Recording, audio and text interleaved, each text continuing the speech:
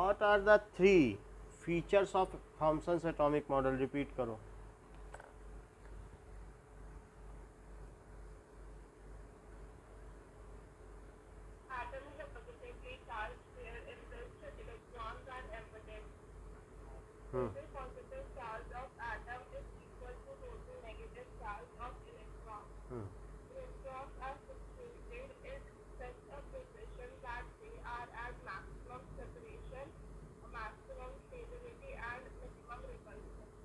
हाँ ये ठीक है। अच्छा, ऐसा भी हमने देख लिया था कि एक्सरे की डिस्कवरी किसने की?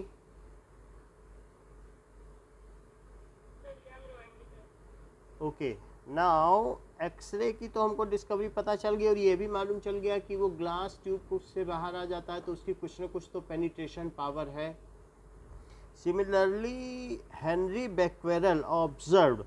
अब हेनरी बैक्वेरल ने क्या देखा, ये भी ग्रीन बॉक्स में ही लिखा हुआ है, तो हम इसको कंप्लीट करके फिर आगे जाएंगे रदरफोर्ड के एक्सपेरिमेंट पर। सो Henry बैक्वेरल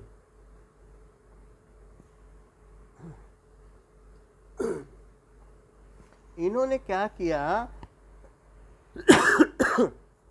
that certain elements which emit radiations on their own named the phenomena radioactive. So certain elements whose nuclears are massive, certain elements with massive nucleus,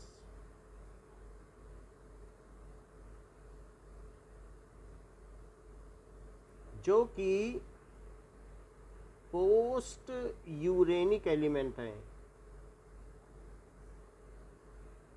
मतलब क्या है कि यूरेनियम 92 के बाद के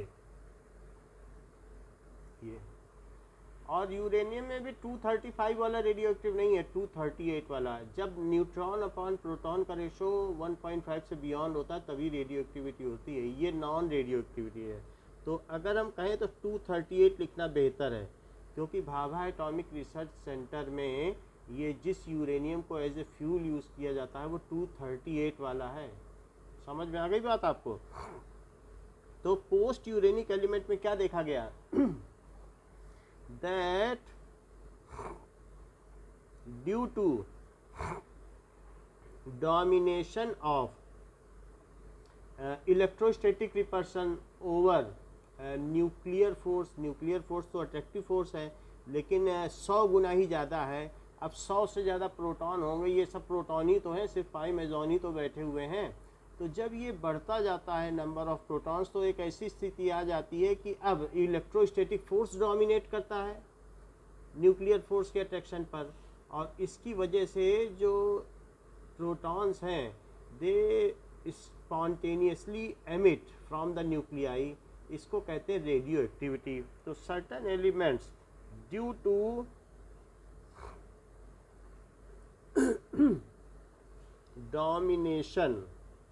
domination of electrostatic repulsive force किसके बीच में, among nucleons कहना ठीक है, क्योंकि कभी किसी पे पाई मेजॉन बैठ जाता है उसे न्यूट्रॉन बना देता है, और कभी किसी पे बैठ जाता है, तो पिन पॉइंट नहीं कर सकते कि ये प्रोटॉन है ये न्यूट्रॉन है, वो तो एक्सचेंज पार्टिकल है पाई मेजॉन। सो इनके बीच में जब रिपल्सिव फोर्स डोमिनेट करने लगता है, न्यूक्लियस के जो अंदर रहते हैं उन्हें न्यूक्लियॉन्स कहते हैं। So when the electrostatic repulsive force among nucleons dominates over, ठीक है, स्ट्रॉन्ग न्यूक्लियर फोर्स,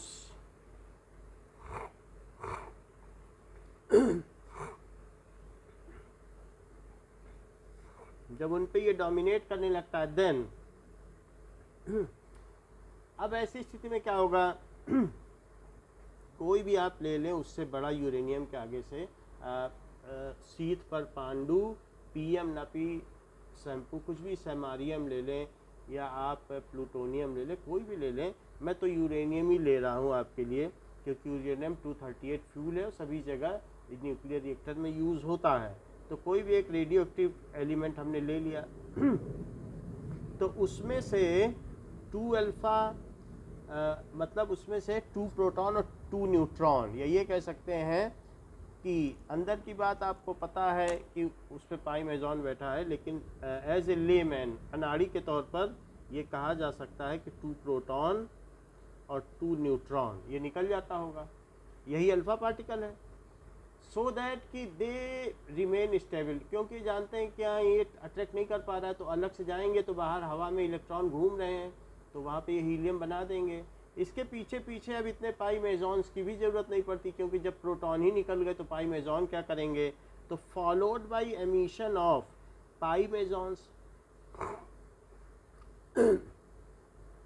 जिसको कि बीटा पार्टिकल कहा जाता है। और फिर इसके बाद इसकी एनर्जी भी कम हो जाएगी, क्योंकि जब इतना होगा, ये ऐसा क्यों कर रहा है, क्योंकि ये स्टेबलाइज हो जाए तो इसका एनर्जी लेवल कुछ कम हो जाता है। तो एनर्जी लेवल जब कुछ कम हो जाएगा उसके लिए इसे एक फोटोन भी एमिट करना पड़ेगा, और वो एनर्जी एमिट होती है gamma radiation, packet of photon. अच्छा, गामा रेडिएशन 2 एमिट होते हैं, तो 2 होते हैं, एक अल्फा पे 2 बीटा, और 2 बार, एक बार ये आता है अपनी अपर एक्साइटेड स्टेट से लोअर स्टेट में, फिर अल्टीमेटली ग्राउंड स्टेट में आता है। तो 2 बीटा 2 गामा होते हैं, वो हम आगे के चैप्टर्स में देख लेंगे। खैर हमें इससे ज़्यादा लेना देना नहीं है। तो हमने कहा कि among nucleus over strong electrostatic force then there is spontaneous emission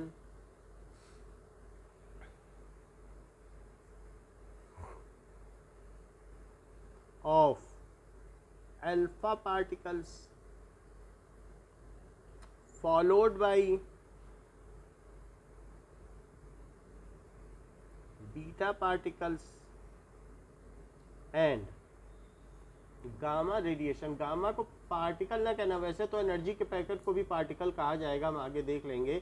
जो मास है वही एनर्जी है, जो एनर्जी है वही मास है। एंड गामा रेडिएशन, लेकिन एनर्जी का मास बहुत थोड़ा सा होता है। रेडिएशन जैसे कि E is equals to mc², इसके बारे में हमने आपको पहले बताया है ना कि 1 ग्राम मास अगर एनिहिलेट हो जाए, पूरी तरीके से नष्ट हो जाए, तो कितनी एनर्जी बनती, बोलो। तो ये पेन अगर नष्ट हो जाए तो ये पूरा भारत नष्ट हो सकता है। ये पेन अगर पूरी तरीके से गायब हो जाए, then it has so much power that total India can be, it is so catastrophic कि इंडिया को तबाह किया जा सकता है।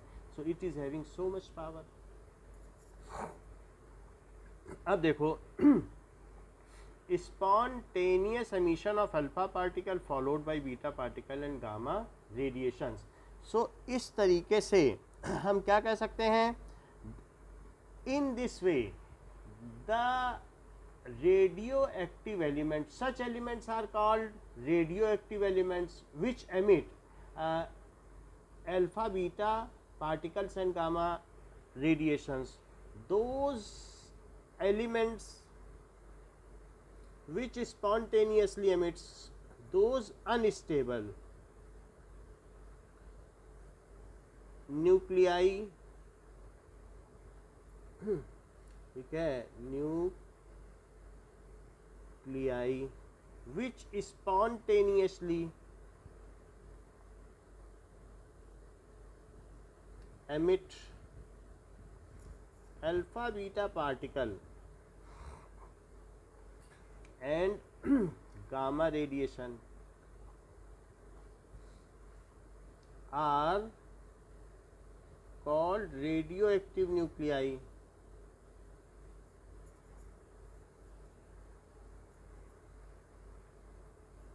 उसको रेडियोएक्टिव न्यूक्लियाई कहेंगे and the corresponding elements are known as radioactive element.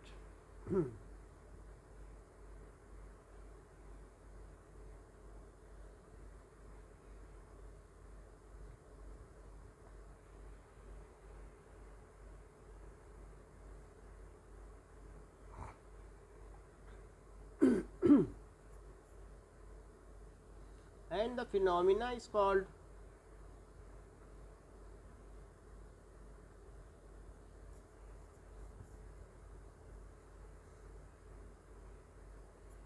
Radio activity. इसको रेडियो एक्टिविटी कहा जाएगा।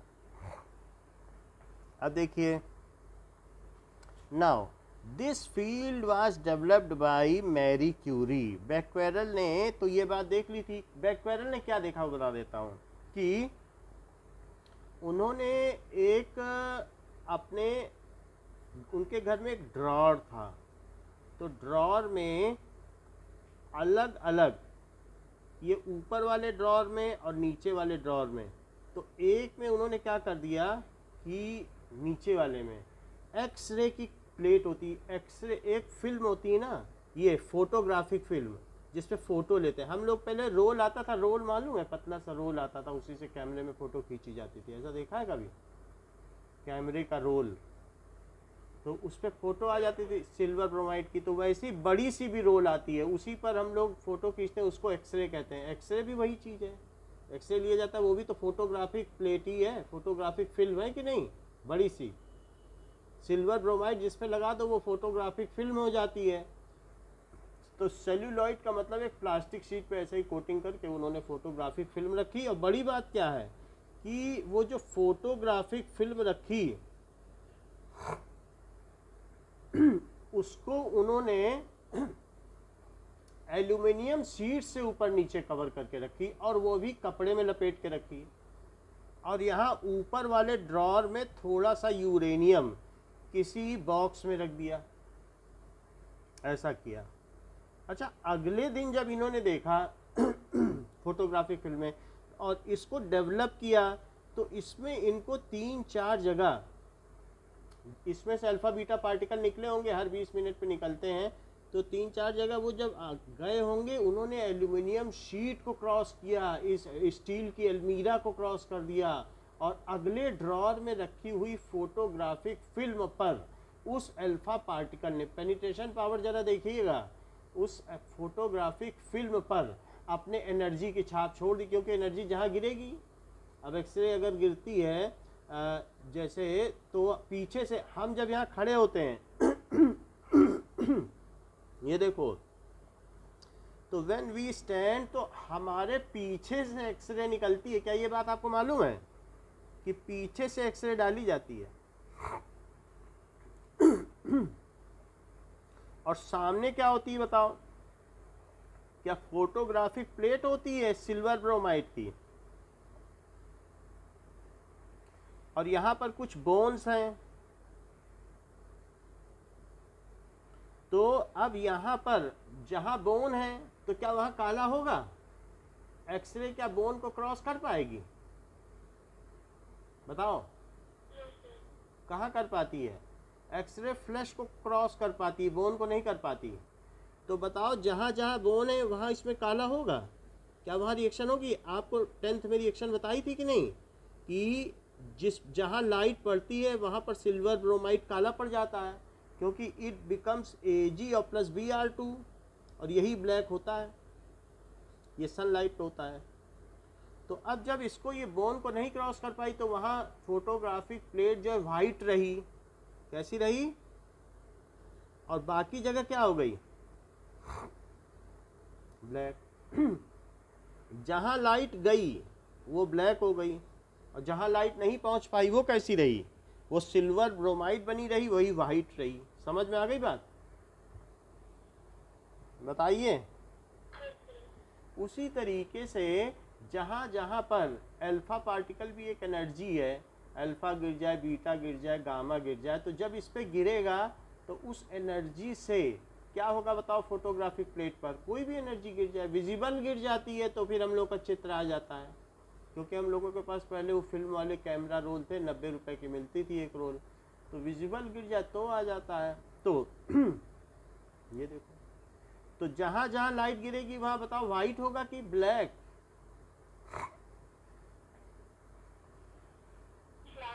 हाँ, तो उन्होंने देखा, बैक्वेरल ने पूरी बात लिखी है बुक में, मैं बुक के अलावा कहीं नहीं जा रहा हूँ, बॉक्स में सब पढ़ लेना, सब लिखा है। बस समझाने के लिए बता रहा हूँ। वहाँ ब्लैक हो गया ब्लैक हो गया। He was astonished what kind of things came out from this uranium which made this photographic place well packed within the aluminium sheets and kept in a separate door. So which kind of light has made this photographic film to have black dots? तब इन्होंने पता चला, Henry Becquerel के नाम पे ही तो 1 Becquerel की value दी गई है कि कितने रेडिएशंस पर सेकंड होते हैं, वो किस में दी गई, इसी में दी गई है फर्स्ट चैप्टर में, ठीक है कि नहीं, इन्हीं के नाम पे दी गई है कि उन्होंने ही रेडियो एक्टिविटी की खोज की। तो ये बात हुई, तब इन्होंने पता लगाया अल्फा बीटा गामा पार्टिकल्स के बारे में। And there were other scientist also who have developed this science, उनके नाम दिए गए हैं कि जैसे कि बैक्वेरेल के बाद मैरी क्यूरी और पियरे क्यूरी। सो मैरी क्यूरी एक साइंटिस्ट थी और फिर पियरे क्यूरी, ये दोनों ने भी रेडियो एक्टिव पर काफ़ी खोज की और बाद में इन दोनों ने शादी कर ली। अच्छा, आपको मालूम है इनके परिवार के में सबसे ज़्यादा नोबेल प्राइज़ गए हैं, तो लगभग 38 नोबेल प्राइज़ तो इन्हीं के परिवार वालों ने ले लिए हैं। अब देखिए, रदरफोर्ड एंड फ्रेडरिक सॉडी ने भी इस पर खोज की है। तो they have contributed in radioactivity and ultimately जब रेडियो एक्टिविटी पता चली, so Rutherford found alpha beta and gamma rays are emitted. Gamma को भी रेडिएशंस कहा गया है क्योंकि इलेक्ट्रोमैग्नेटिक रेज भी हो सकती हैं, रेडिएशंस भी हो सकते हैं। अल्फा और बीटा को भी रेज कह दिया, बल्कि वो पार्टिकल्स हैं। चलो ठीक है, वो एक स्ट्रेट लाइन में चलते हैं तो बोल दिया होगा rays, otherwise alpha beta particles है। So alpha beta gamma, alpha, अब जरा देखो, क्या एक प्रोटॉन इतना बड़ा है और एक इलेक्ट्रॉन इसके सामने इतना छोटा है? बोलो। उससे भी छोटा पाई मेजॉन, जिसको कि मैं बीटा कह रहा हूं, बोलो बात सही है कि नहीं? और 4 प्रोटॉन मिल जाएं तो क्या हीलियम एटम बने?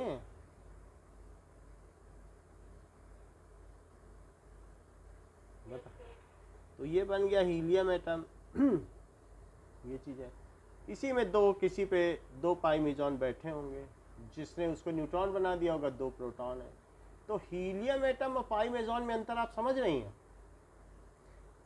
अच्छा, एक बात बताओ, इससे भी छोटा कौन होगा?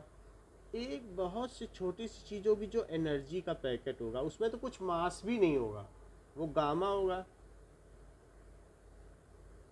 अच्छा, अगर मान लो हाथी से आप एक्सपेक्ट करो कि वो किले को, 2 चीज़ें होती हैं, एक पेनिट्रेट कर जाए, सुराखों से होता हुआ अंदर चला जाए, सबसे अंदर पूरे महल की खोज खबर ले आए, और एक होता है कि आयोनाइजेशन पावर, एक होता है पेनिट्रेशन पावर। पेनिट्रेशन का मतलब वो पूरा अंदर घुस के पूरे महल की खबर ले आए, किले की खबर ले आए।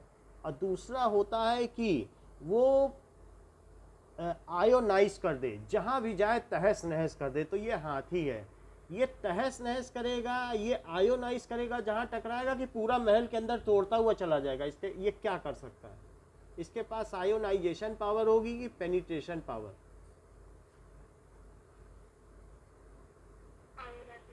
हाँ। So alpha particles can have, ये जिस किले को, जिस गेट को जाएगा तोड़ सकता है, बस इससे ज़्यादा नहीं कर सकता है। लेकिन इसके बारे में सोचो, ये तो जो बीच के छोटे छोटे होल्स होंगे, वाट एवर पोर्स आर देयर, वहाँ से घुसता चला जाएगा और पूरे पे निकल जाएगा। तो गामा रेस की ये प्रॉपर्टी होगी कि वो इनसे होता हुआ गया होगा, और होता हुआ इसने स्टील की जो ड्रॉर है उसको भी पार कर लिया होगा, उसको भी पार कर लिया होगा और यहाँ ब्लैक बना दिया होगा। कुछ उम्मीद बीटा से भी की जा सकती कि बीटा भी ऐसा कर लिया होगा। तो क्योंकि इनके पास क्या है, इनके पास पेनिट्रेशन पावर ज़्यादा है क्योंकि छोटे हैं, और जो बड़ा होगा उसके पास क्या होगा, आयोनाइजेशन पावर। ये गेट नहीं तोड़ सकता। गामा से आप सोच सकती हो कि किले का गेट तोड़ दे क्या? आयोनाइज कर देगा बाहर से पूरा, कि जहाँ पर जिस मेटल पे गिरेगा क्या। सारे इलेक्ट्रॉन को हटा देगा क्या?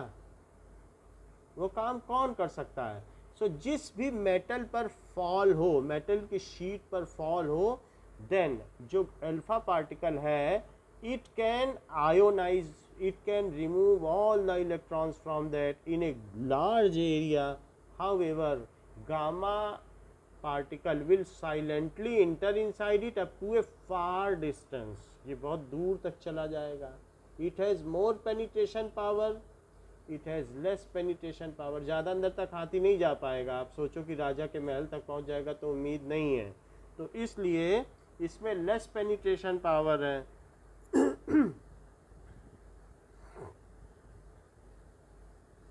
और जबकि जितना छोटा पार्टिकल होगा, मक्खी होगा, तो उस कहाँ चली जाए. सो मोर पेनिट्रेशन पावर, मोर पेनिट्रेशन पावर, और इसमें मोर आयोनाइजेशन पावर है.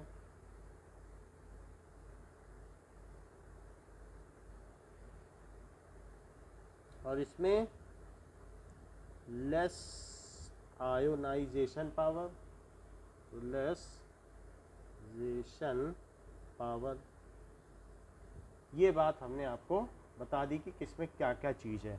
Now let us compare these two in terms of their ionization power and penetration power. देखो,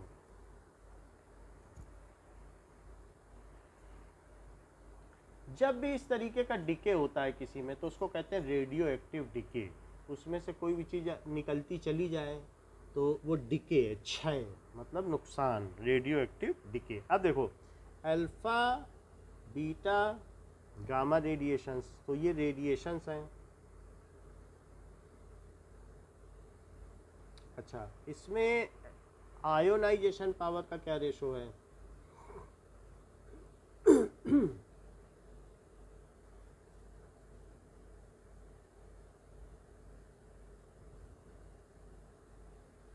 आयोनाइजेशन पार्ट सबसे ज़्यादा अल्फा ही कर सकेगा. तो इसलिए अब देखो, तो और पेनिट्रेशन पावर देखो, ये 1 टाइम, ये 100 टाइम्स, ये रेशो बता रहे हैं बस. और ये 1000 गुना. और अगर आयोनाइजेशन पावर इसकी 1 गुना है, तो इससे 1 जीरो कम हुआ, इधर इसमें भी करो तो 10 गुनी. और इसमें 2 जीरो का फर्क है तो 1000 गुनी. समझ में आ गई बात? बोलो. चलिए, ये तो बात हो गई.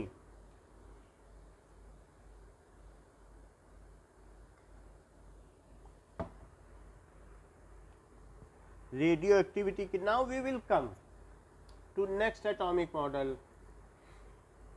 सो Rutherford's alpha particles scattering experiment. Rutherford का क्या एक्सपेरिमेंट रहा?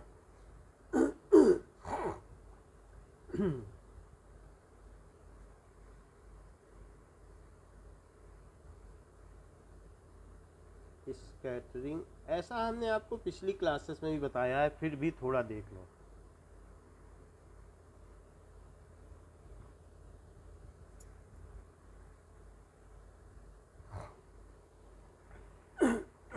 बुक में आपके में बना हुआ है कि इस तरीके से एक बॉक्स होगा जो कि लेड का बॉक्स होगा. लेड बॉक्स क्या होता है कि ये रेडियो एक्टिव चीज़ों को एब्जॉर्ब कर लेता है. तो इसमें यूरेनियम रखा है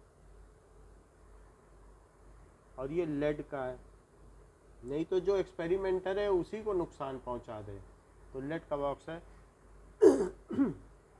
इसमें छोटा सा होल है, उसमें से अल्फा पार्टिकल निकल रहे हैं. तो अल्फा पार्टिकल निकल रहे हैं और फिर इसमें से एक, ये भी लेड की शीट है, यहाँ एक होल है, उससे होते हुए जा रहे हैं. रदरफोर्ड ने अपने 24 शिष्यों के साथ ये एक्सपेरिमेंट किया, जिसमें से उनके 22 शिष्य नोबेल प्राइज़ पा चुके हैं। वो अलग अलग फील्ड में, इतने जीनियस टीचर और इतने जीनियस स्टूडेंट्स। तो यहाँ पर इसके बाद उन्होंने जिंक सल्फाइड की एक स्क्रीन रखी।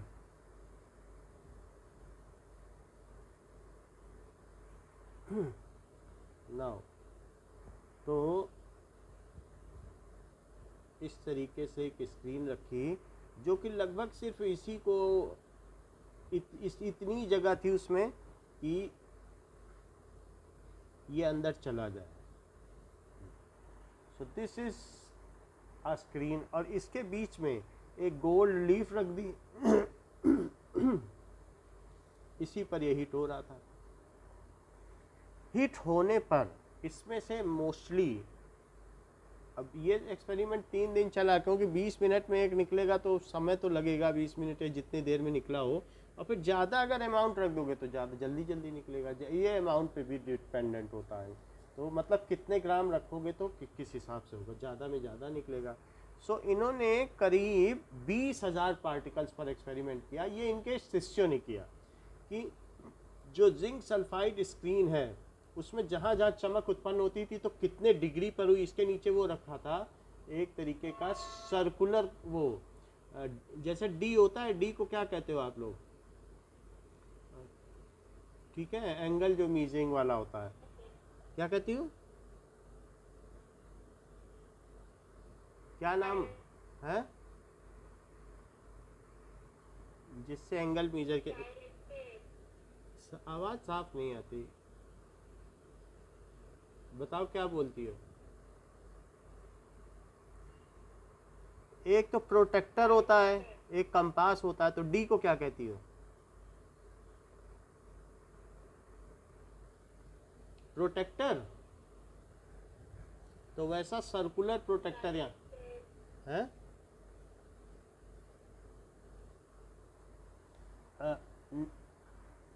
चलो लाइन वाला नेट लो तो उसमें फिर सही आवाज आए। मोस्टली पार्टिकल्स कैसे चले गए बताओ? स्ट्रेट। और कुछ पार्टिकल्स कैसे चले गए? ऐसे चले गए। और कुछ पार्टिकल ऐसे भी हुए जो बाउंस बैक हुए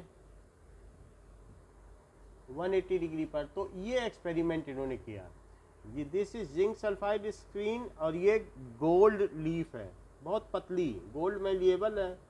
सो गोल्ड लीफ, ये इट इज लगभग 5 लेयर थिक है। तो इट इज नैनो, बहुत पतली लीफ है, ये नैनोमीटर तक की पतली है। सो इट इज गिवन कि कितने, क्या इसका डायमेंशन है, कितनी पतली है, तो वो आपके बुक में दिया होगा, 100 नैनोमीटर लिखा है। 10⁻⁻7 मीटर, 10⁻⁻3, यानी 1 मिलीमीटर का 10,000वां पतला, इतना। और ये जिंक सल्फाइड की फ्लोरेसेंट स्क्रीन लगा दी। बाकी एक्सपेरिमेंट आपको समझ में आ गया, बीच में यूरेनियम रखा हुआ है। This is Rutherford's scattering experiment setup.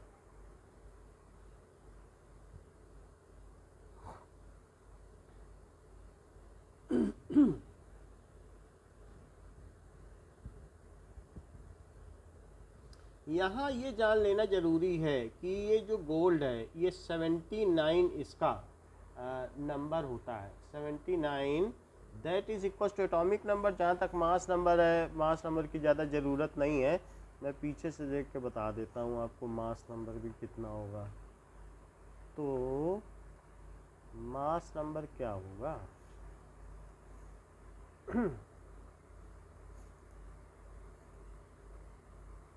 Gold का 197 है।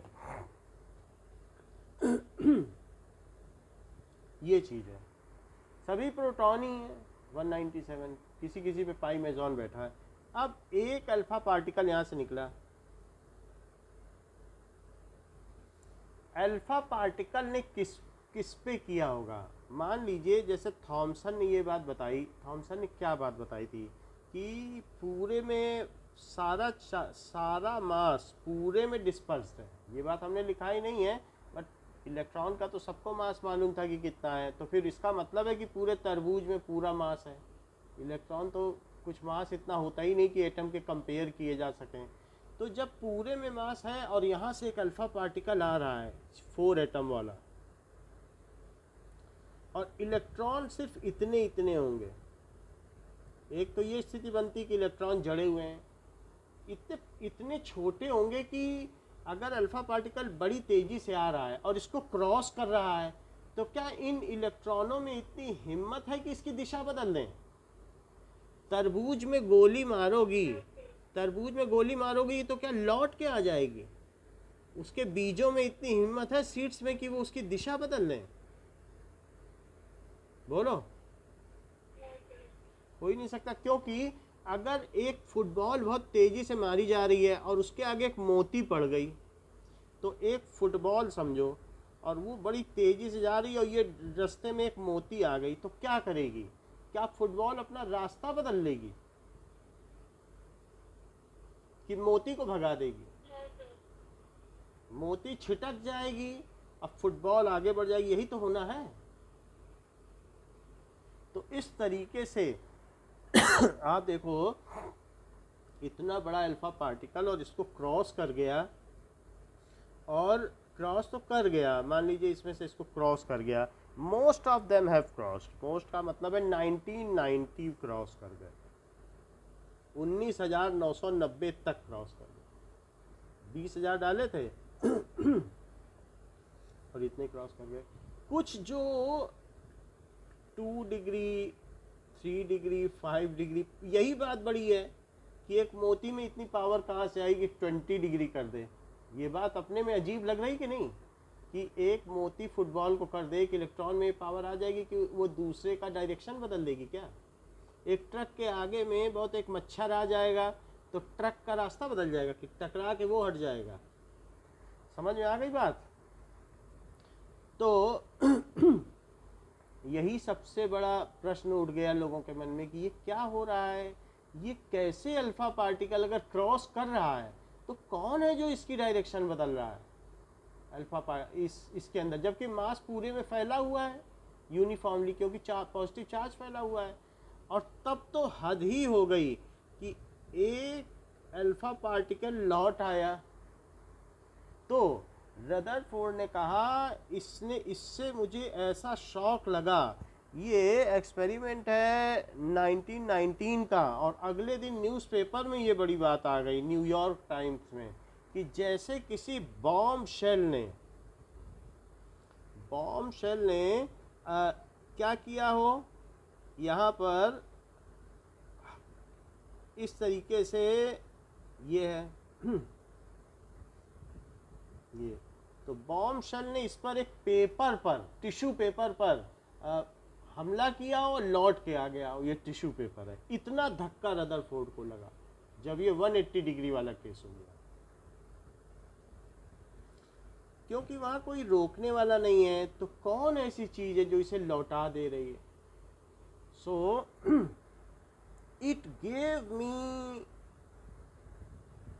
सच ए shock when alpha particle get reverted back, alpha particle reverted back after colliding with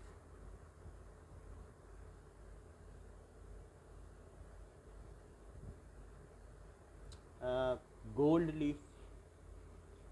तो ये रदरफोर्ड के शब्द थे, और यही वो समय था कि Thomson's model could not explain Rutherford's this experiment, so Thomson's model failed.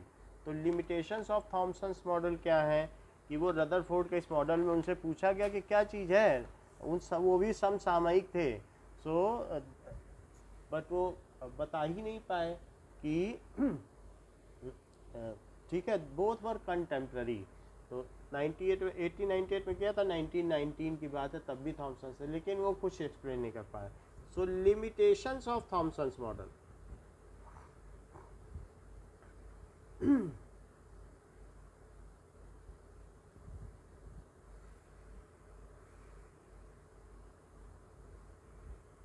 Thomson could not explain Rutherford's alpha particles scattering experiment.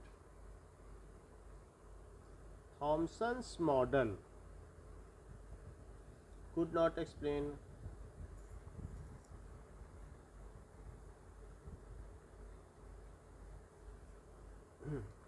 क्योंकि पॉजिटिव चार्ज पूरे में बिखरा है, पॉजिटिव चार्ज एक जगह कंसंट्रेटेड है नहीं, तो हम ये नहीं कह सकते कि पॉजिटिव ने रोक लिया होगा। तो ऐसी कोई चीज़ नहीं थी, या तो कंसंट्रेटेड होता तब तो वापस करता। तो क्या चीज़ थी कि वो लौट आया, वो नहीं एक्सप्लेन कर पाए। Could not explain Rutherford's alpha particle scattering experiment, so it failed. आपको बात समझ में आ गई मैं जो कह रहा हूं कि क्या गड़बड़ी पाई गई, बोलो। अच्छा, तो अब हम देखते हैं कि इनमें तीन चीज़ें हैं रदरफोर्ड के मॉडल में। एक तो पहली बात कि ऑब्जर्वेशन है, फिर कंक्लूज़न है और फिर मॉडल है। 3 पॉइंट ऑब्जर्वेशन के वो भी महत्वपूर्ण हैं, 3 पॉइंट कंक्लूज़न के हैं और फिर मॉडल के भी 3 पॉइंट्स हैं। तो वो सभी चीज़ें हम लिखते हैं और समझते हैं। पहला क्या है, ऑब्जर्वेशन।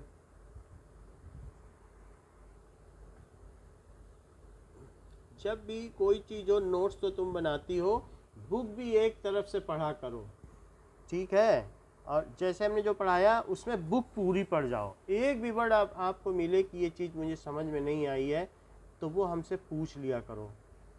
बुक मुझे पूरी तैयार है, बुक के अलावा मुझे चाहे कुछ ना तैयार हो, बुक का कुछ भी बता सकता हूँ, समझ में आई। अब थोड़ा पूछने की भी आदत डाल लो कि सर ये बता दीजिए, कुछ भी हो, कुछ तो डाउट हो। डाउट रखना अच्छी बात है, तभी इंटेलिजेंट बनोगी। कुछ डाउट रखा करो, समझ कुछ ठीक है कि नहीं। कुछ अपनी तरफ से भी 1-2 डाउट लाया करो। Most of alpha particle pass through the gold foil undeflected. पहला ऑब्जर्वेशन क्या था, most of the alpha particles passed through the gold foil. ज़्यादातर तो पास हो गए ना, pass through the gold foil undeflected. Second, अच्छा, जब ये रदरफोर्ड ने काम किया था तो उस समय बैक्वेरल ने तो बता दिया था कि कैनाल रे है, और फिर उसके बाद रदरफोर्ड ने भी काम किया तो उस समय तक ये इस्टेब्लिश हो गया और इस एक्सपेरिमेंट से भी कोई पॉजिटिव चार्ज भी होता है। तो फिर प्रोटॉन का पता चल चुका था कि देयर इज प्रोटॉन। हाँ, अभी 1932 नहीं आया है क्योंकि 1919 की बात है, तो न्यूट्रॉन की खोज नहीं होने पाई थी, क्योंकि वो 1932 का, ये एक्सपेरिमेंट कब का है, 1919 का है। अब देखो, सो ईयर तो इसमें नहीं लिखा है बट 1919 ही है, ओके। ज़्यादातर अनडिफ्लेक्टेड हो गए। Small fraction of alpha particles were deflected. Small fraction of alpha particles वर, थोड़े से, थोड़े का मतलब है बहुत कम, 20,000 में से 10 के करीब, वर डिफ्लेक्टेड बाय स्मॉल एंगल्स। ऐसा क्यों हुआ, क्योंकि हमको मालूम है, अभी तक ये बताया नहीं गया लेकिन मैं पहले से बता दे रहा हूँ जिससे ये समझा जा सके कि अगर मान लीजिए ये एटम है, अच्छा, और जो भी काम किया गया, अगर हम 100 नैनोमीटर लें तो 3 लेयर्ड गोल्ड है बस, कहीं कहीं 5 लेयर्ड भी दिखाया गया है। तो अब इसमें पहली बात तो 3 लेयर्ड है, और 3 लेयर्ड में अगर एटम के अंदर जाओ तो हमें मालूम है कि जैसे जोधपुर के अंदर एक कॉस्को की बॉल, न्यूक्लियस इतना छोटा है, तो अगर मान लो जोधपुर में बम्बार्डमेंट हो या और बहुत सारी बॉल फेंकी जाए तो कितने चांस है कि उस कॉस्को की बॉल से टकराएंगे या उसके आसपास से गुजरेंगे? बहुत कम चांस है ना, बोलो, क्योंकि वो इतना छोटा रीजन है न्यूक्लियस का। तो ये तो 3 लेयर्ड पूरी गोल्ड लीफ है, और उसमें भी एक के अंदर, तो एक के अंदर क्या है, बिल्कुल इतना। अगर ये 1 मीटर रेडियस है देन इट इज मिलीमीटर से भी 1/4 हिस्सा, मतलब इट इज सो फाइन कि पिन पॉइंट है, 10⁻⁻5 कहा जाता है अगर ये 1 मीटर है। एक क्वेश्चन हम लोगों ने कर लिया था, तो इट इज सो, ये अगर 10 सेंटीमीटर तो ये 1 किलोमीटर, आप इतना समझ लो। तो अब अगर इस पे बम्बार्डमेंट होगा तो ज़्यादातर अल्फा पार्टिकल तो ऐसे ऐसे निकल जाएंगे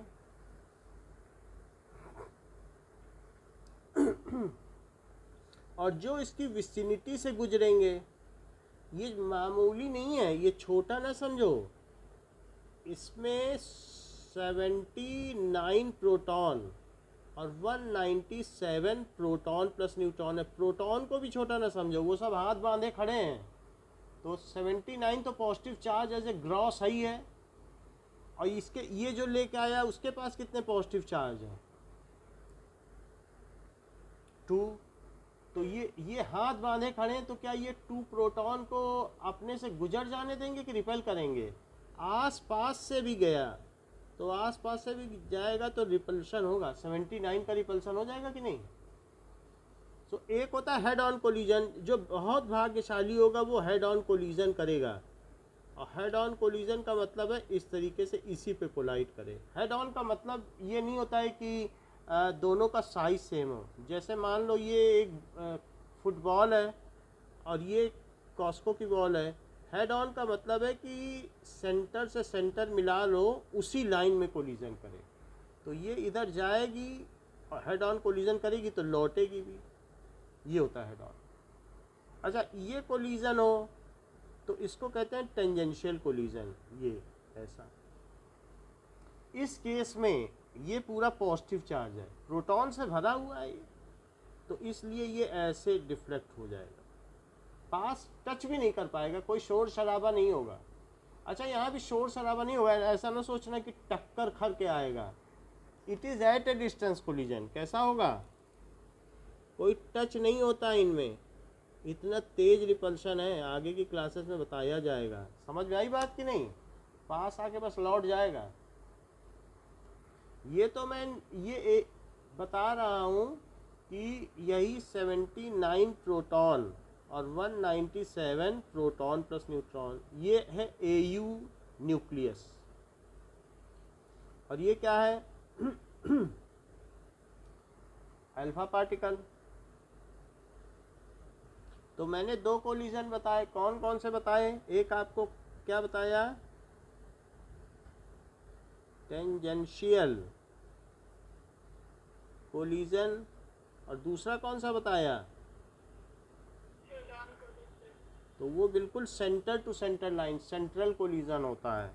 तो head on collision, head on collision में चांस होते हैं कि ये 180 पर रिवर्ट बैक हो जाए, ऐसा एक ही हो पाया था उसी में। तो ये जो, अब ऊपर फिर से आ जाओ, पहले मैंने न्यूक्लियस दिखा दिया कि न्यूक्लियस में क्या होगा। अब न्यूक्लियस के साथ एटम भी देखो, वहाँ इलेक्ट्रॉन भी हैं। तो बहुत सारे जो ज़्यादा दूर से आए उन पे भी हल्का फुल्का तो रिपल्सन लगा ही होगा, क्योंकि 79 प्रोटॉन है, 2 प्रोटॉन है, कुछ तो रिपल्सन हुआ होगा। तो वो थोड़े एंगल पर गए, हल्का फुल्का हुए। जो बहुत दूर थे उन पर रिपल्सन नहीं पड़ा, क्योंकि काफ़ी दूर हैं। तो इस तरीके से हमने देखा ये 1 एटम में ऐसा हुआ होगा, ठीक। तो in this way and most of the space inside atom is empty. अब जरा दूसरा पॉइंट पढ़ें कि a small fraction of alpha particle were deflected by small angles. इसका रीजन ही था कि ज़्यादातर स्पेस एम्प्टी है, वहाँ कुछ है ही नहीं। क्या आपने, अगर पूरी इसमें आप समझ लो कि सारा मास कितनी जगह पे कंसंट्रेटेड है। सब मास तो प्रोटॉन के पास है, इलेक्ट्रॉन के पास तो है नहीं, कि कितनी जगह पे कंसंट्रेटेड है। बहुत छोटी जगह पे है कि नहीं? क्या आपको इस बात की जानकारी है कि आइंस्टीन ने बताया था कि सारा यूनिवर्स और कई यूनिवर्स एक पॉइंट से जनरेट हुए हैं। इस धरती को कोई हाथ में पकड़ के सिकोड़ ले तो बिल्कुल एक पॉइंट बन जाए जो पिन पे रखा जा सकता है, इतना ज़्यादा एम्प्टी स्पेस है। ये ना समझ लेना जिस मेज पे आप बैठी हो या लिख रही हो उसको कोई अगर ताकतवर आदमी सिकोड़ दे तो इसमें इतना एम्प्टी स्पेस है कि वो बिल्कुल एक पिन बन जाए, पेपर पिन, और पूरी अर्थ पेपर पिन बन जाए। तो expansion of big bang theory का मतलब है ये सब एक डेंस पॉइंट से पूरा यूनिवर्स ब्लास्ट हुआ है, और जहाँ जहाँ ब्लैक होल है वहाँ पे फिर से ये सब वहीं पे फिर से ख़त्म हो जाएगा। जहाँ ब्लैक होल है वहाँ इतनी ज़्यादा ग्रेविटी है, सन से भी ज़्यादा, वो बड़ी बड़ी गैलेक्सी को खा चुका है। और कभी हमारी गैलेक्सी चपेट में आ गई तो पूरी गैलेक्सी के सारे तारों को खा जाएगा, इतनी ग्रेविटी है। और जितना खाता जाता है उसी एक सिंगल पॉइंट में सब समा जाता है, लाइट को भी खा जाता है, उसमें लाइट जाती है तो वापस ही नहीं आती है। तो वहाँ पे धीरे धीरे सारा यूनिवर्स सब जब उसी में चला जाएगा, सबमर्ज हो जाएगा, then it will again be a point. तो ये पॉइंट से सारा यूनिवर्स उदय हुआ है और अल्टीमेटली पॉइंट में ही चला जाएगा। ये बिग बैंग थ्योरी है जो कि आइंस्टीन ने बताई है, और ये धीरे धीरे यूनिवर्स एक्सपेंड हो रहा है। तो एक्सपेंशन ऑफ यूनिवर्स, एक ब्लास्ट होता है तो चीज़ें एक्सपेंड होती हैं कि नहीं? तो एक्सपेंशन ऑफ यूनिवर्स का सिद्धांत भी आइंस्टीन के द्वारा दिया गया है, बिग बैंग थ्योरी की एक पॉइंट से निकला है, और ये सब प्रूव हो चुका है। अब प्रूव हो रहा है तब बताया गया है, अब फिर से पॉइंट में चला जाएगा, ये भी बात सही है। तो इस तरीके से आपने देखा कि एटम के अंदर स्पेस एम्प्टी है, ना होता तो क्या एक पॉइंट में वो चला जाता क्या? इतना कंडेंस किया जा सकता है क्योंकि इतनी छोटी जगह में सारा मास है, तो दबा दो तो सब वैसे ही हो जाए। अब देखो so most of the space inside atom is empty. जब तीसरी बात देखो, तीसरा ऑब्जर्वेशन उनका क्या रहा, a very few alpha particles,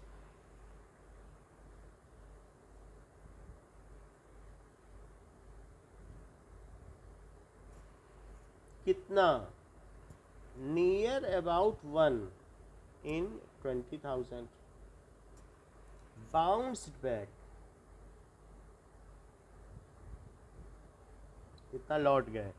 that is क्यों लौट गए? क्योंकि हेड ऑन कोलिजन हुआ होगा। That is they deflected by 180 degree, इतनी बात हो गई। ठीक है, सो जरा मुझे तीनों पॉइंट बताओ तो हम आगे बढ़ें।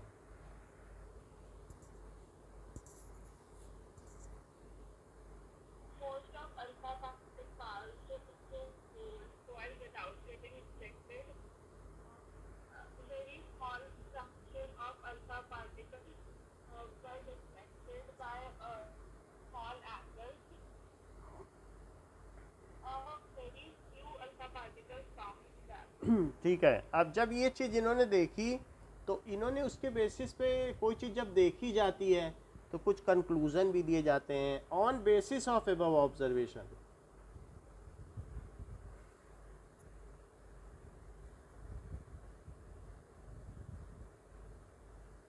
Following conclusions have been drawn by Rutherford.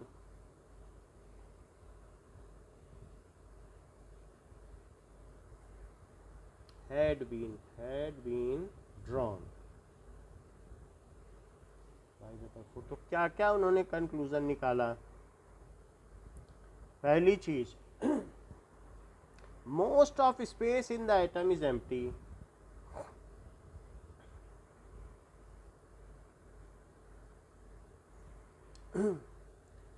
In the atom is empty as most of alpha particles pass through the foil undeflected. As most of the alpha particles passed through the foil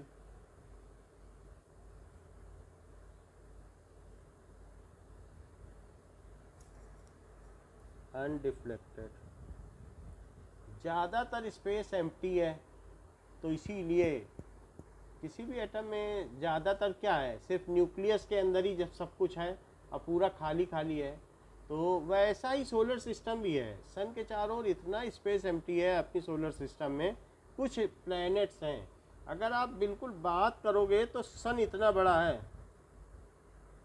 और ये सन है बिल्कुल solar system की तरह, और इतने छोटे छोटे प्लैनेट हैं, बहुत छोटे छोटे उसके सामने, वो उसका वो कर रहे हैं। और वो भी सन के डायामीटर से देखो तो सन से उनकी जो डिस्टेंस है वो काफ़ी ज़्यादा है। तो आप देखो 1.496 इंटू 10⁻15 उन इसके डायमीटर उसके डायमीटर से, तो सोलर सिस्टम में ज़्यादातर स्पेस एम्प्टी है। ऐसे ही वैसा ही इनका मॉडल कहा जाता है solar system type. So most of the space is empty, तो इसलिए अनडिफ्लेक्टेड हो गया। बाहर से कोई बम्बार्डमेंट करे सोलर सिस्टम में तो ज़्यादातर पार्टिकल खाली चले जाए, वो किसी प्लेनेट या उससे टकराए नहीं। दूसरा देखो, a few positively charge alpha particle were deflected. तो अ फ्यू, पहला कंक्लूजन क्या देखा बताओ आपने?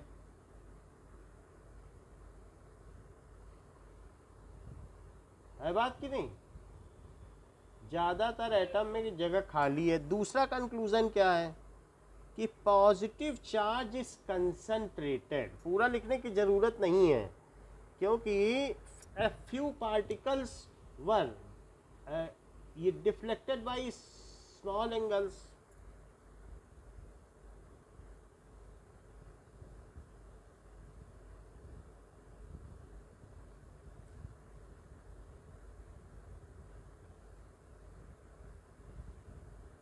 ठीक है, तो उससे क्या पता चला? So all positive charge and most of the mass, सारा पॉजिटिव चार्ज वहीं कहीं जगह छोटी सी जगह में है। So all positive charge disperse नहीं है, जैसा थॉमसन ने बताया था। पॉजिटिव चार्ज वहीं से तो रिपल्सन हो रहा है जब कंसंट्रेटेड है। All positive charge is concentrated, mass की तो इसमें नहीं लिखी है, in a very small volume.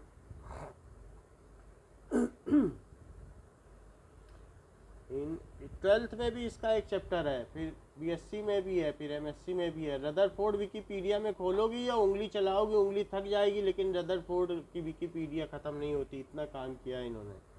So it is concentrated in a very small volume.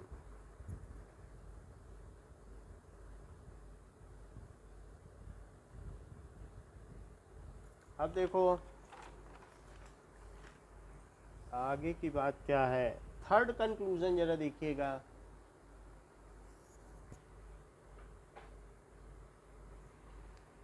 Calculations bye Rutherford, इन्होंने सब कैलकुलेट करके भी दिखाया है। Calculation bye Rutherford shows that volume occupied by nucleus, so that is based on calculation.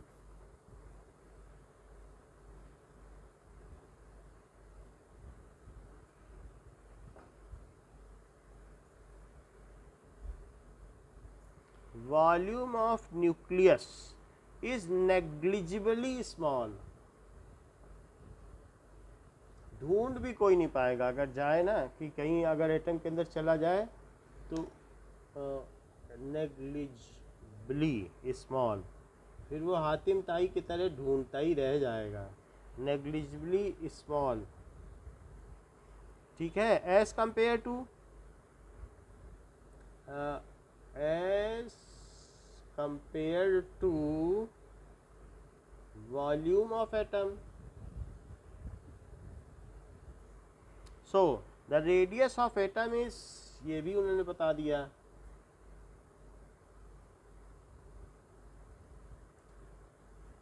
ये 12th में आपको calculate कराया जाएगा, अभी ज़रूरत नहीं है।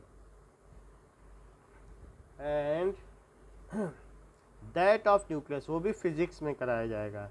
एंड दैट ऑफ न्यूक्लियस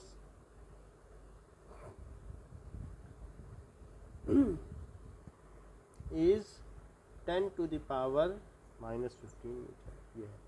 अब आप देख लो 1,00,000 गुना बड़ा है, इसमें 1,00,000 का मल्टीप्लाई करो 10⁵ का इस वाले में न्यूक्लियस में, तब ये आएगा। तो कोई चीज़ 1,00,000 गुना छोटी हो, 1,00,000 लोगों में एक आदमी को ढूंढना कितना मुश्किल है, वैसी हालत है। और वो भी रेडियस की बात की जा रही है, रेडियस का क्यूब करोगे तब वॉल्यूम होगा। हालत तो और ख़राब है, क्योंकि वॉल्यूम क्या होता है बताओ? अभी तो क्यूब करना बाकी है। क्यूब करोगे तो 10⁻15 का अंतर पड़ेगा कि नहीं? इसका क्यूब कितना होगा? 10⁻⁻45। इसका कितना होगा? -30। और ज़रा रेशो निकालो इनके वॉल्यूम का, तो कितने का अंतर आएगा? 10⁻15 का अंतर आएगा। समझ में आ गई बात? यानी कि volume of atom upon volume of nucleus अगर आप देखो तो क्या पाया जाएगा? 4/3 पाई और 10⁻⁻10 क्यूब। 4/3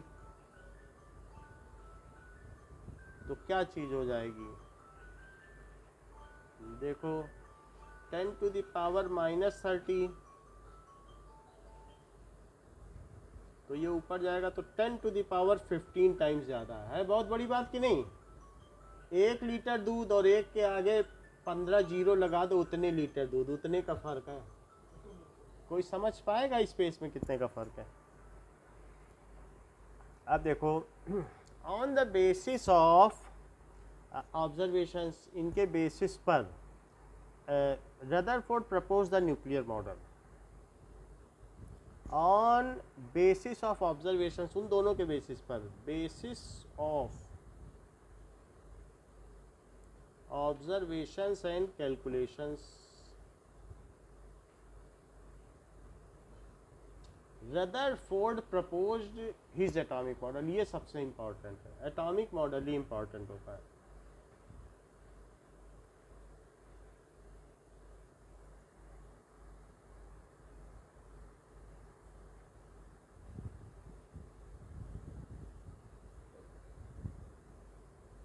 क्या क्या पॉइंट हैं?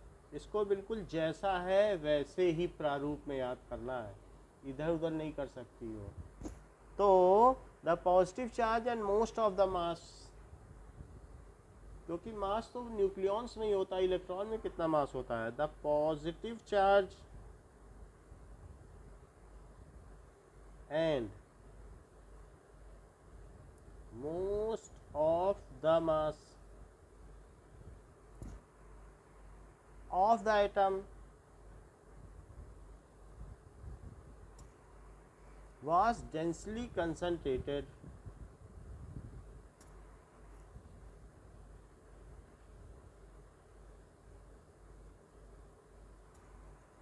in extremely small region।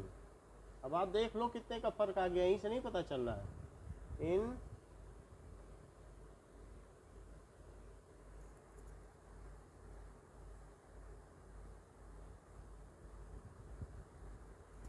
region called nucleus, this is called, ये टर्म सबसे पहले इन्हीं की कॉइंड है, सेल वाला न्यूक्लियस नहीं है।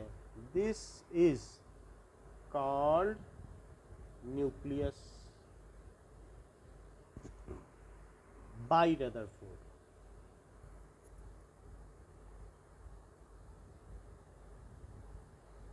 क्योंकि वहाँ का न्यूक्लियस तो रॉबर्ट ब्राउन ने किया था। The nucleus is surrounded by electrons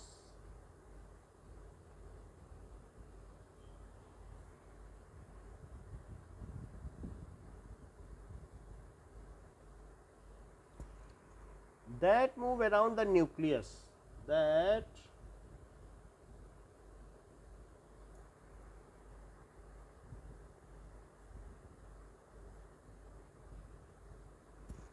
nucleus with a very high speed,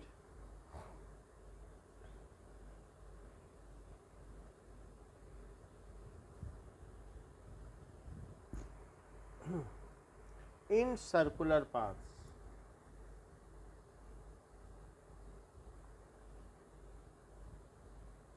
तो सर्कुलर पाथ में इलेक्ट्रॉन घूमते रहते हैं। मान लो ये न्यूक्लियस है तो इलेक्ट्रॉन उसके चारों तरफ सर्कुलर पाथ में घूमेंगे। ये इलेक्ट्रॉन है, ये इलेक्ट्रॉन है, लेकिन ये नहीं है कि उनकी सारी ऑर्बिट एक प्लेन में ही होगी, उनकी जहां मर्जी वैसे घूमे। ऐसे हमारे सोलर सिस्टम में भी यही होता है, सब अपनी अपनी ऑर्बिट में घूमते हैं, कोई एक प्लेन में थोड़ी ना घूमता है। सो इस तरीके से उनका अपना ओरिएंटेशन होता है। Very high speed in circular path called orbits, called orbits. तो ये चीज़ ऑर्बिट है, ये अपने सर्कुलर पाथ में घूम रहे हैं। अच्छा, कोई ये भी नहीं है, ऐसे भी घूम सकता है, वैसे घूम सकता है, जैसे भी ये न्यूक्लियस है।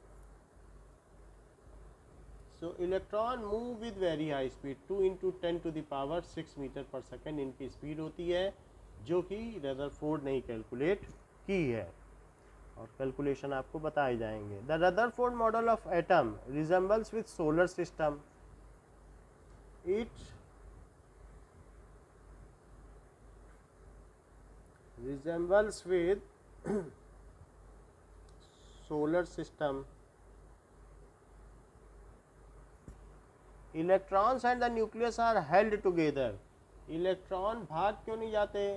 सोलर सिस्टम में भी क्या है कि चीज़ें भागती नहीं हैं। जैसे सन है तो अर्थ अगर मान लो जाना चाहे तो अर्थ बहुत दूर से कहीं से चली आ रही थी, ये अर्थ अगर बहुत दूर से चली आ रही थी तो फिर जब ये आ रही थी तो सन ने इसे अपनी ओर खींचा, कि अट्रैक्शन किया, ग्रेविटेशनल अट्रैक्शन, तो इधर फोर्स लगा, इधर इसकी वेलोसिटी थी तो चेंज हो गई इसका डायरेक्शन। फिर अब ये उधर जाने लगी तो सन ने फिर से खींचा, तो इधर इसकी वेलोसिटी, इधर फोर्स, तो एक रिजल्टेंट ये बना। और ये एक खिलाड़ी दौड़ रहा हो, उसको आप धक्का दो धक्का दो तो वो उधर जाने लगेगा, फिर धक्का दो फिर धक्का दो तो अब इधर जाने लगेगा, तो इस पर एक फोर्स लगा। तो जब ये फिर सन ने अपनी ओर खींच लिया तो अब इस पर इधर फोर्स लगा, तो इस तरीके से अर्थ ऐसे मूव की। It is a continuous centripetal force which makes the earth to move around sun. In the similar manner it is a continuous electrostatic centripetal force which makes the electron to move around nucleus. ये positive है, ये negative है, तो इनके बीच एक centripetal electrostatic attraction force लगेगा कि नहीं लगेगा? बताओ। सो इलेक्ट्रॉन्स एंड ये जो फोर्स है ये सेंट्रीपिटल ग्रेविटेशनल फोर्स है।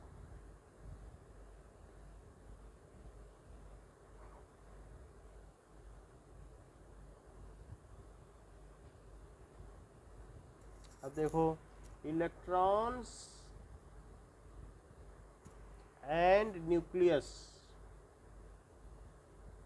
are held together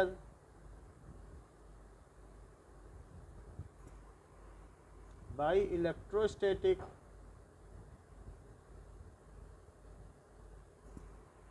forces of attraction.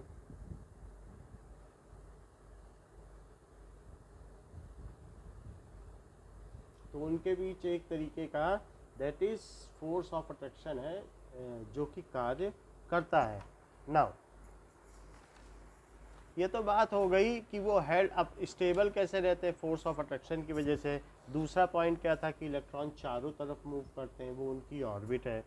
Now जब हम एक बनाएंगे तो इसकी metric molecular view of gold foil, ये इम्पॉर्टेंट हो जाता है कि इसकी मीटिक। तो इसके लिए आप ज़्यादा तो नहीं, एक सिंपल सा बना लेना,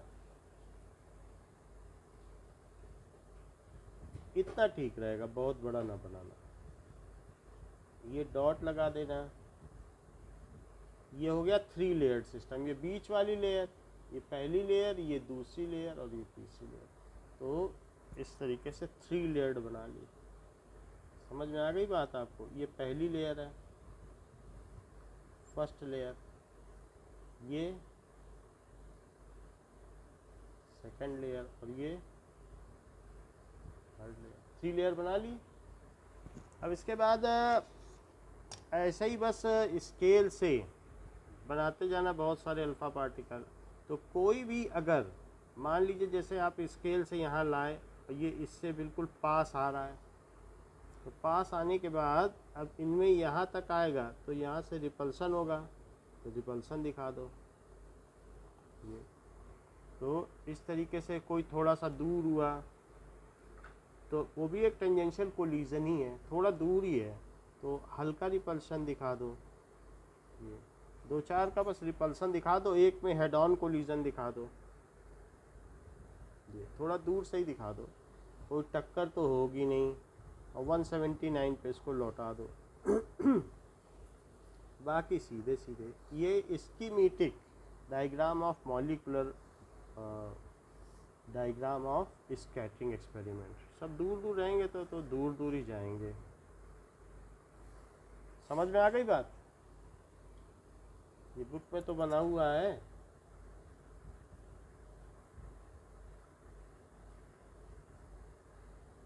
और ये इधर अल्फा पार्टिकल हो गए, सब अल्फा पार्टिकल ही हैं। सो ये गोल्ड एटम, ये अल्फा पार्टिकल स्कैटरिंग, और यहाँ लिख देना गोल्ड फॉइल 100 नैनोमीटर की गोल्ड फॉइल है। And this is schematic molecular view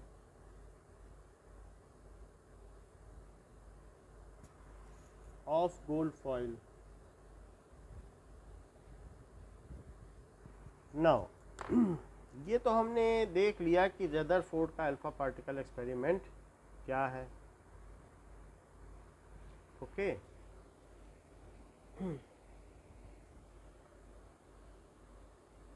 अब हम 2 minute now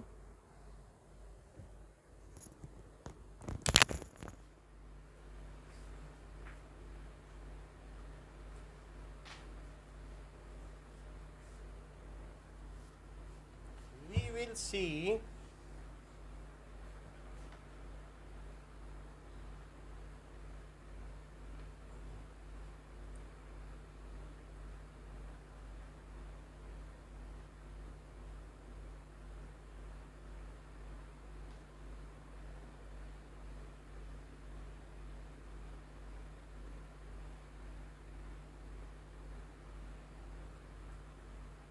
Rutherford's atomic model. तो हम रदरफोर्ड एटॉमिक मॉडल देखेंगे कि किस तरीके का है।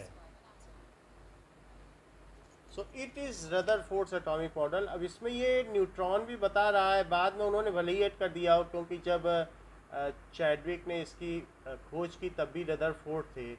सो after that period he might have added neutron, because 1919 में मॉडल निकला था तब तो नहीं था, बाद में ऐड कर दिया होगा। सो मोस्ट ऑफ द केसेस में इस तरीके से है, और ये किसी भी तरीके से इलेक्ट्रॉन इसके चारों तरफ ऑर्बिट में घूमते रहते हैं। नाउ रदरफोर्ड मॉडल उस समय इतना फेमस हुआ कि लोग रदरफोर्ड मॉडल के बेसिस पर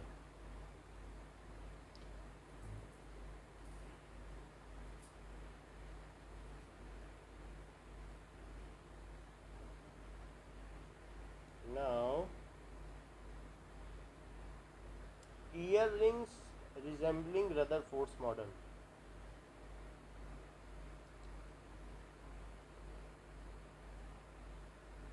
तो नाउ इतना फेमस हुआ कि लोग इसके झुमके भी पहनने लगे। It was so famous among them. तो ये रदरफोर्ड मॉडल ही तो है जिसमें इलेक्ट्रॉन दिखाए जा रहे हैं और न्यूक्लियस दिखाया जा रहा है। Further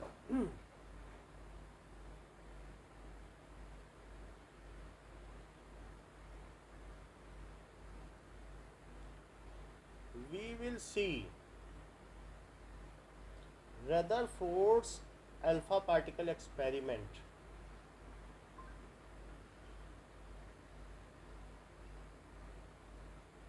Okay, so let us see the diagram of Rutherford's alpha particle experiment.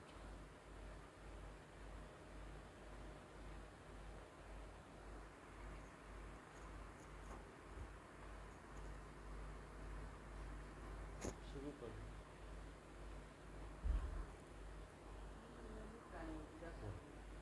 So, see.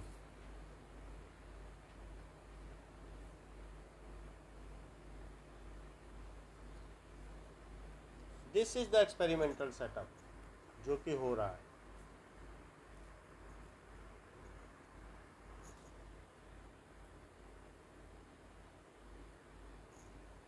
तो इसमें से एक क्रॉस सेक्शन दिखाया गया जिसमें से अल्फा पार्टिकल निकल रहे हैं। कॉलीमेशन हो रहा है इस बीम से और फाइन किया, एक और कॉलीमेटर लेड का और फाइन, और कितने छोटे से होल से जा रहे हैं, और यहाँ पर इसमें ये हिट कर रहे हैं। साउंड नहीं है वीडियो में, ऐसे ही देखिए। तो देखो फिर उसके बाद क्या हुआ, mostly they were in a straight line, some bend at higher angles, तो कुछ 170 डिग्री तक भी हो गए। सो दिस इज द, और सिंटिलेशन को नोट किया गया। आपको फिर थोड़ा सा देखिए पीछे चलने पर, अभी ये जिंक सल्फाइड पे पीछे से देखना सिंटिलेशन दिखेगा, जरा देर के लिए दिखेगा। तो जहाँ टकराता है वहाँ पीछे चमक पैदा करता है, दिख रहा है चमक,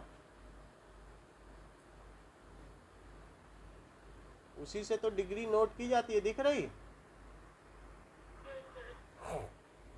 तो ये रदरफोर्ड अल्फा पार्टिकल एक्सपेरिमेंट है, फिर इसे दिखाया गया ये।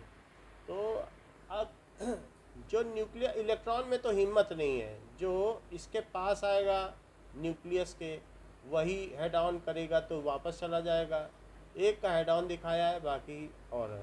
सो इस तरीके से हमने देखा रदरफोर्ड्स अल्फा पार्टिकल एक्सपेरिमेंट के aspects. However it was also having some limitations that we will see now. So इसकी कुछ limitations हैं that will be seen in next class. Now our next class of mathematics will take place at कितने बजे तक है? हाँ, तो 12:15 we will conduct maths class. Thank you.